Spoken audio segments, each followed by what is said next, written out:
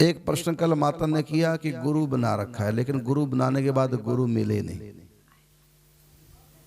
और वो मंत्र भी हमने जप नहीं किया, क्या मैं गुरु बना सकती हूँ?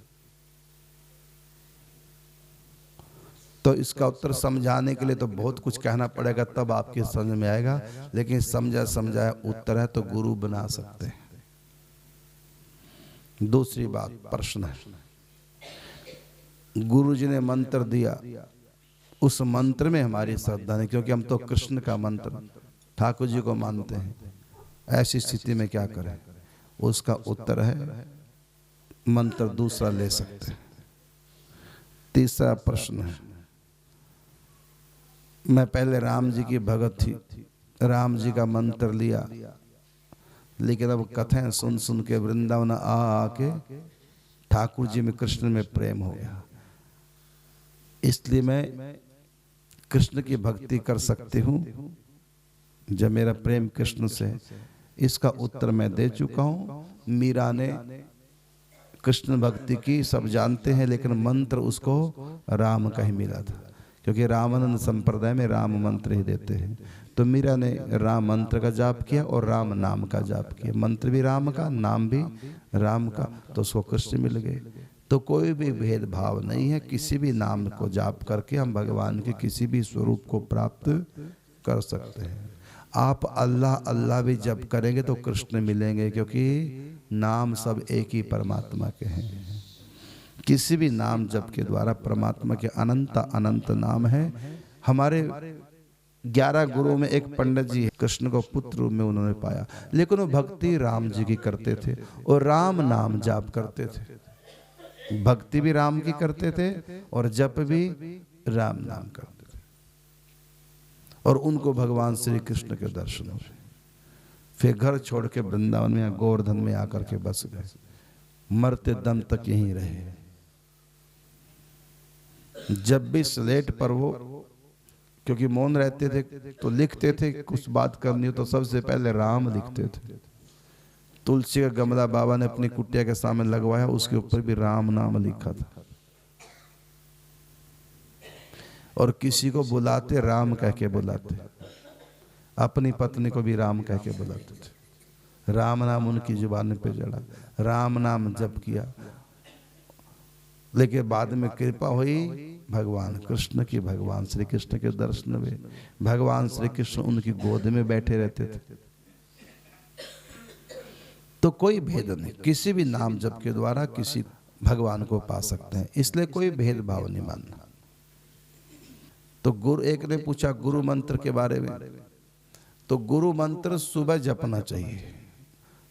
कोशिश करो बिना कुछ खाए, जल ले सकते हैं उठते, स्वस्थ वर्धक होता है सुबह का जल। वो भी जल मानसिक भगवान को अर्पण करके मन ही मन भोग लगा के जल पी लो।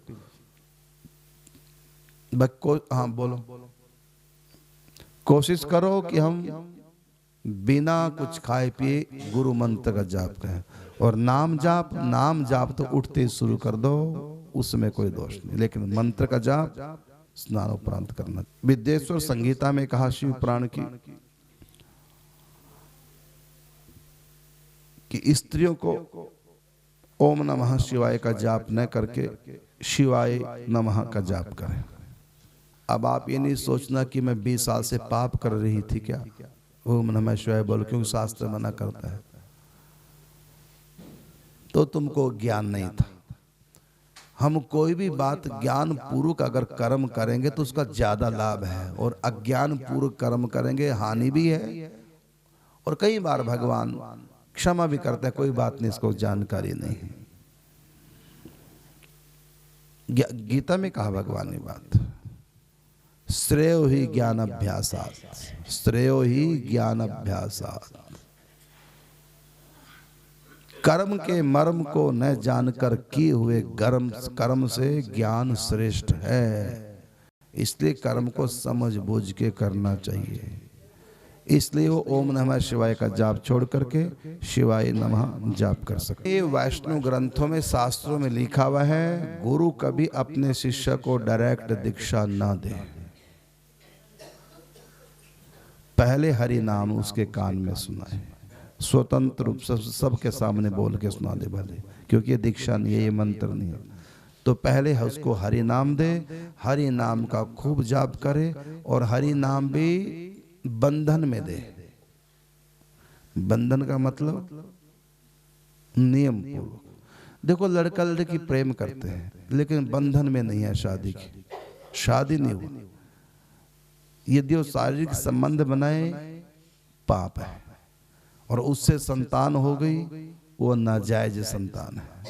लेकिन यदि शादी के बंधन में बंध गए फिर प्रेम करना पाप नहीं, और जो संतान होगी वो भी नाजायज, जबकि पुरुष स्त्री वही है, वो नहीं बदले, वो वही है। लेकिन बिना बंधन के पाप हो गया, और बंधन में आ गए तो धर्म हो गया, वो धर्म पत्नी।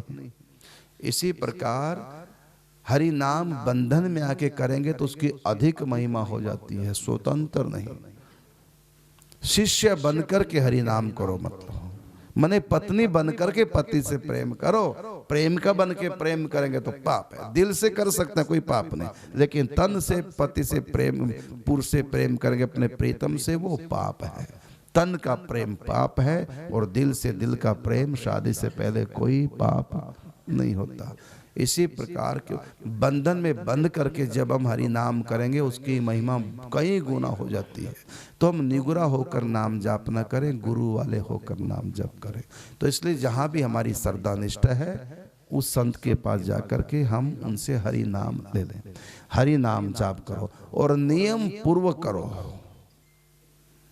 जो भी नियम तुम कर सकते हो तो संत को पता होता है कि ये व्यक्ति कितना कर सकता है। 2 माला, 4 माला, 8 माला, 16, 32 जितने भी नियम की, फिर वो नियम टूटे ना। और फिर इसमें नहाने धोने की आवश्यकता नहीं। हरि नाम जप में ना स्नान करने की आवश्यकता है, सूत्र पातक, अशुद्धि अशुद्धि, कोई शौचालय में बैठे बैठे भी नाम जप कर सकते हैं। बेड पर बैठे, बिस्तर पर लेटे हैं, बीमार हैं, नहाए नहीं, कहीं से लैट्रिन बाथरूम बिस्तर पे ही है, तब भी हम हरि नाम, लेकिन वहां पर मंत्र जाप नहीं कर सकते। तो हमारा क्या ये शास्त्रों का नियम है, पहले हरि नाम लो। हरि नाम में तुम अपनी रुचि भी बता सकते हो, हम ये नाम ज्यादा पसंद करेंगे। वो तो मैंने बता दिया, नाम में मंत्र में क्या अंतर। नाम तो सीधा राम कृष्ण हरि गोविंद नारायण अल्लाह खुदा वाहेगुरु, ये सिंपल भगवान के नाम है। और मंत्र होता है पहले ओम या बीज मंत्र पहले लगता है, क्लीम श्रीम ह्रीम आदि, और अंत में नमः या स्वाहा आदि शब्द लगते हैं। और नाम जो होता है उसकी चतुर्थ विभक्ति होती है, तब वो मंत्र कहलाता है। और मंत्र एक परंपरा से प्राप्त होता है, मंत्र की अलग शक्ति है, लेकिन उसको विधि विधान से करेंगे तब,